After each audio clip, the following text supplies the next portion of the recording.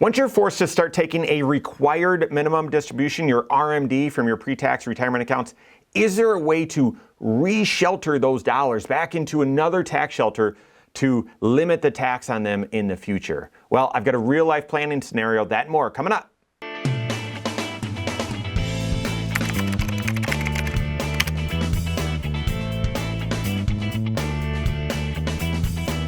My name's Mike Bernard. I'm the host of the Wise Money Show. I'm also one of the certified financial planners right here at Korhorn Financial Group. Make sure you hit that subscribe button, turn on notifications, and smash that thumbs up button. I was just recently meeting with a couple that we've been doing financial planning work for a couple of decades as their CFP, Certified Financial Planner, doing comprehensive financial planning, looking at all 6 areas of their financial life. And in this most recent meeting, we were going through our tax planning strategies.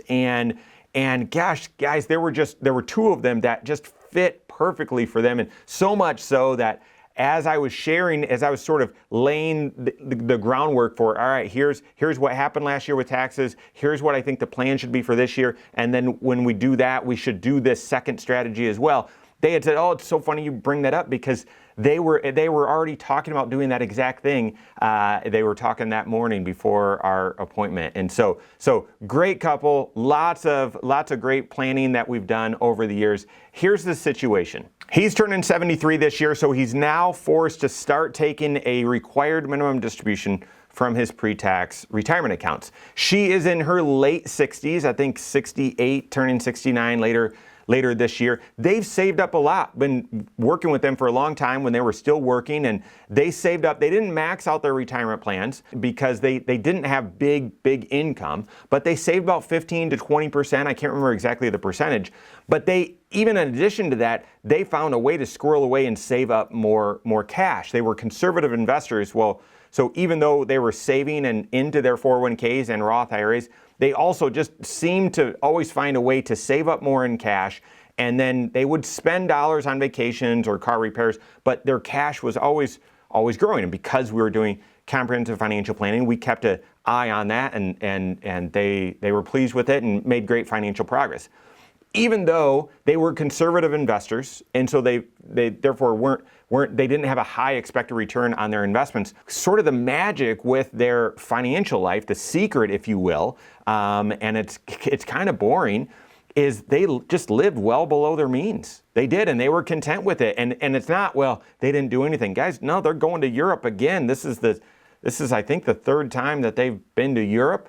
Their house is paid off. They've helped educate their kids, helped them both through college, and so. But they've just found a way to live frugally and be happy with it. And so, therefore, even though neither of them had huge incomes, they managed their budget in such a way that they lived well below their means and were able to save up a lot. Well, that living below their means meant they saved up a lot for retirement, but in retirement, they don't need to spend a lot on both of their Social Securities. And then he has a small pension. I mean it small, like, just over $1,000 a month. That's all the income they really need. And even in that income, they're able to save up a little bit every single month for future known expenses and for vacations, trips, like I mentioned. They have long-term care insurance, so that's in place in case at a later stage in life they need care, they need assistance. They have an emergency fund built up. Like I said, they paid off all their debt. They're really in a fantastic situation. Because they're not drawing anything out of their investments to supplement Social Security, because they've got enough, right now their income is about 30 grand below the top of the 12% tax bracket. So as he starts his required minimum distribution, here's the strategy. His RMD is about 10 grand for the year. We calculated and projected out what her required minimum distribution was going to be, and hers would be about 30 grand. So quite a bit more. So the strategy was, and sort of has been, well, let's do some Roth conversions up to the top of the 12% tax bracket. And so when I unveiled that as, hey, even though you're starting your required minimum distribution, we've got to take that money out, and we've got to do that first before we do anything else. There's still another 20 grand that you could draw out of retirement accounts and still stay in the 12% tax bracket because of the additional savings that they had, a little bit of qualified dividends, a little bit of capital gain income. And I said, let's stay in that 12% tax bracket to ensure that that is staying at 0%. And so they said, yes, absolutely agree, very comfortable with that. We'll do the 10,000 required minimum distribution and then do another Roth conversion of 20 grand to get to the top of that 12% tax bracket, but not higher. So here's where the planning really gets good. That's the first strategy. And many people think as soon as I start my required minimum distribution, I can no longer do Roth conversions. That's not true. Just because you can't do a Roth conversion with your required minimum distribution, those exact dollars, doesn't mean that you can't and shouldn't do it above and beyond. If your RMD isn't pushing you into another tax bracket and you still have a lot of room before the next tax bracket or before IRMA, got to consider doing a Roth conversion even after you start doing your required minimum distributions. But here's where it gets good.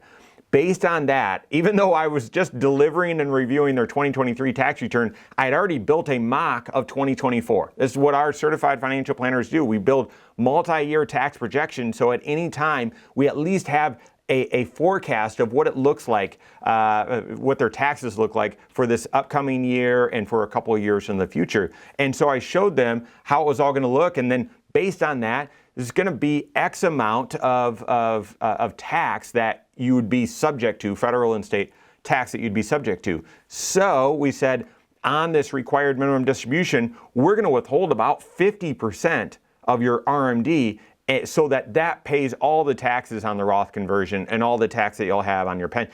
There was some tax being withheld on his pension, so that was taken care of, but no tax was being withheld on Social Security. So we withheld a lot more tax than normal on the required minimum distribution, meaning of the 10 grand that he took out, they were only going to net about 5 grand in their hands. But they're at the stage where they're starting to have grandkids. And because we've done the planning work and we've looked and said, you guys have likely more saved up than what you'll ever touch. He's 73, she's, like I said, turning 70 soon in the next year or so. They're not drawing anything out of their investments right now. And the forecast is they're probably not going to need to touch their investments for a long, long time. And that is if their lifestyle continues keeping up with inflation. If at some point it just sort of tapers off and they start spending less and traveling less, they might not ever touch their investments. Therefore, we're thinking multi-generational with their dollars. And we've talked about funding using this required minimum distribution, this net amount of 5 grand, and moving that into a 529 plan for their grandkids. And that was what I had shared with them. And they said, funny that you bring that up. We were just talking about that this morning, and we're going to bring that up to you. And so what does that do? That 10 grand of required minimum distribution, withholding 5 grand so that we do a Roth conversion and cover all the taxes. That moves 20 grand we're doing it from her IRA to her Roth IRA with no tax that we need to withhold. Okay, so that moves 20 grand into her Roth. Then that 5 grand after withholding taxes net in the required minimum distribution, putting that into the 529 plan does 2 things for them. They live in Indiana and pay Indiana tax, and because we're doing Roth conversion, they're actually going to have Indiana state tax. Here in Indiana, you get a 20% state tax credit on the first $7,500 that you contribute into the 529 plan each year. So on this 5 grand, they were going to get a 20% tax credit, $1,000 tax credit on their Indiana return by moving this 5 grand into the 529 plan. In addition to that, now this 5 grand is sheltered from tax just like it was in the IRA. The growth, capital gains, dividends, interest, all that doesn't land on their tax return, doesn't land on their kids or in the future the grandkids' tax return either. And these dollars can be growing, compound interest, but protected from tax until that child goes to college and maybe needs those dollars, or if the parents, because they haven't talked yet about the kids, this is just sort of a sweetener, an assistance. If the child doesn't need those dollars, doesn't end up needing those dollars for college, now with the new 529 to Roth rules, that this grandchild can move this 529 money into their Roth IRA out there in the future as well. So several components there, several advantages there coming out from their comprehensive financial plan and the tax planning from it.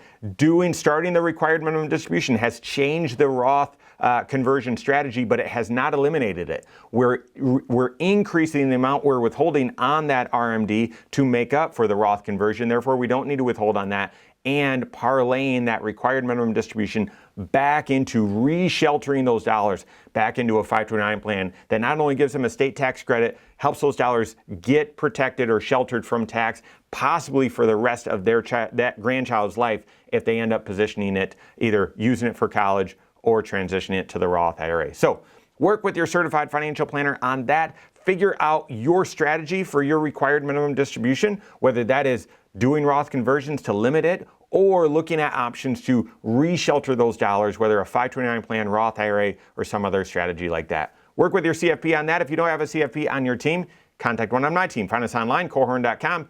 That's Korhorn with K, wisemoneyshow.com. You can find us there as well, or send us an email, info@Korhorn.com. All right, there you have it. Go out and take your next wise step in your financial life.